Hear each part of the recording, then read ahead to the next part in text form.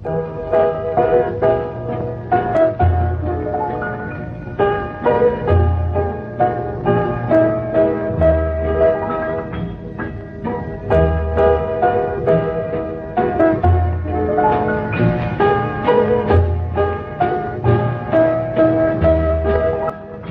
পরিচালিত একের পর এক ছবি হিট। শুধু হিট বলা যথেষ্ট নয়, সুপার ডুপার হিট।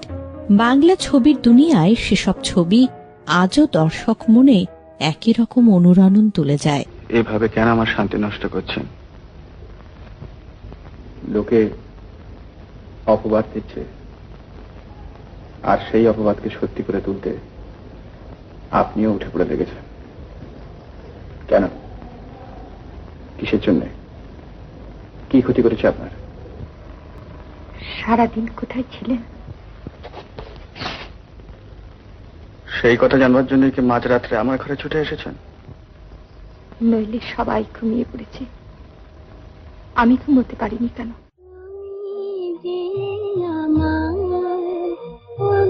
তুমি যে কানে কানে শুধু একবার বলো, তুমি যে আমার, তুমি যে আমার, তুমি যে আমার। চিত্র পরিচালক অজয় কর, জন্ম 1914 27 মার্চ। চলচ্চিত্র জগতে যাত্রা শুরু যতীন দাসের সহকারী হিসেবে, তারপর ইন্দ্রপুরী স্টুডিওর সিনেমাটোগ্রাফার, সেখান থেকে চিত্র নির্দেশক। 1950-60 দশকে মূল স্রোতের বাংলা ছবির রাজ্যে তিনি বেশ আধিপত্য বিস্তার করেন। শ্যামলী, হারানো সুর, সপ্তপদী, সাত পাকে বাঁধা বাণিজ্যিক সাফল্যের জোয়ার আনে। এর মধ্যে বিপুল জনপ্রিয়তা পায় উত্তম সুচিত্রা অভিনীত হারানো সুর আর সপ্তপদী। আজও সেই ভালো লাগার রেশ চিত্রামোদীদের স্মৃতিতে অমলিন। না, হঠাৎ অসুস্থ হয়ে পড়া এই চিঠি লিখে পাঠিয়েছেন যে তিনি আসতে পারবেন না। উপায় একটা ঠিক করে ফেলেছি। আপনি দেখে নেবেন, যাকে ঠিক করেছি সে ক্রেটনের চেয়ে কোনো অংশে খারাপ করবে না। কে সে? সব ভুলেই যাচ্ছে, একটা বইতে।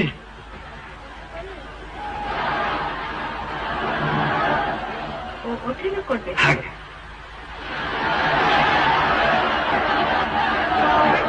যদি ওখানে করে আমাকে বাদ দিয়ে অন্য কাউকে। ম্যাডাম শুনুন প্লিজ, বি রিজনেবল। এতগুলো লোক ওই জামা প্রশান্তকে দেখবার জন্য বসে আছে। এখন আপনি যদি না করেন তাহলে আমাদের সকলের মুখে চুনকারি পড়ে যাবে। ফর গড সেক একটু কনসিডার করুন প্লিজ। কনসিডার করতে পারি, ওয়ান কন্ডিশন, অভিনয় করার সময় আমাকে টাচ করতে হবে। না ছুলে পাঠ করবো কি করে? 1960-এর শেষের দিক থেকে তিনি রবীন্দ্রনাথ ঠাকুর আর শরৎচন্দ্র চট্টোপাধ্যায়ের গল্প উপন্যাস অবলম্বনে সাহিত্যধর্মী বেশ কিছু ছবি করেন।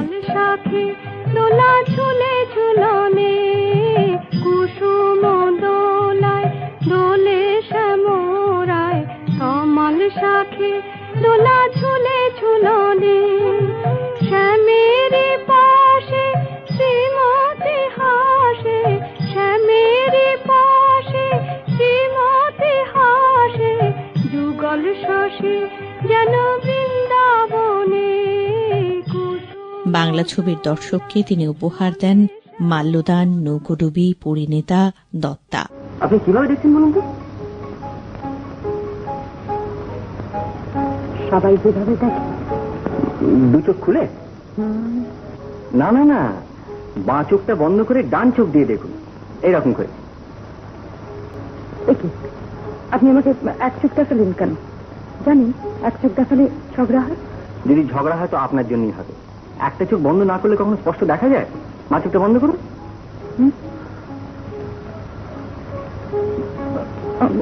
ও আমার হবে না। হবে হবে, আপনি আরেকবার চেষ্টা করুন।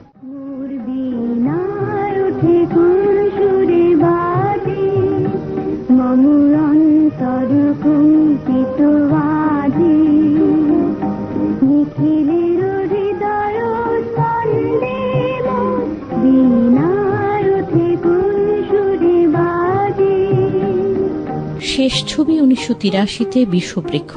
অজয় কর ছবি তৈরির কারিগরি ও প্রযুক্তিগত দিকটির প্রতি বিশেষ মনোযোগী ছিলেন।